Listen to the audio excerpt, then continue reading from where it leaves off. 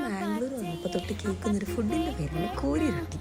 കോരി എന്ന് വെച്ചാൽ ചിക്കൻ തന്നെയാണ്. ഇത് ചിക്കൻ കറിയുടെ കൂടെ കഴിക്കുന്ന ഒരു ടൈപ്പ് ഓഫ് റൊട്ടിയാണ് കോരി റൊട്ടി. ഈ 4 വർഷം ഇവിടെ പഠിച്ചിട്ട് ഞാൻ ഇതുവരെ ഈ സാധനം ഒന്നും കഴിച്ചിട്ടുണ്ടായിരുന്നില്ല.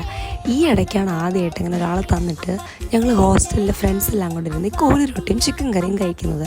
അപ്പം തൊട്ട് ഞാൻ വിചാരിക്കുമായിരുന്നു നമ്മുടെ സ്റ്റൈൽ ഓഫ് ചിക്കൻ കറിയുടെ കൂടെ ഒന്ന് ട്രൈ ചെയ്യണമെന്ന്.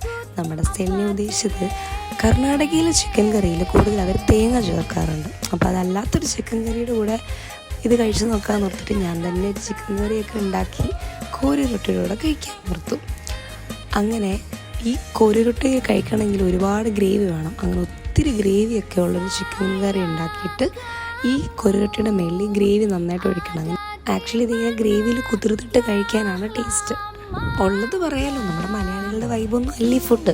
അതുപോലെ തന്നെ ഹോസ്റ്റലിൽ ഇരുന്ന് കഴിച്ചപ്പോൾ നല്ല ടേസ്റ്റ് ഉണ്ടായിരുന്നു. വീട്ടിൽ ഞാൻ ഉണ്ടാക്കിയപ്പോൾ അത്ര അങ്ങോട്ട് ഇഷ്ടമായില്ല എനിക്ക്.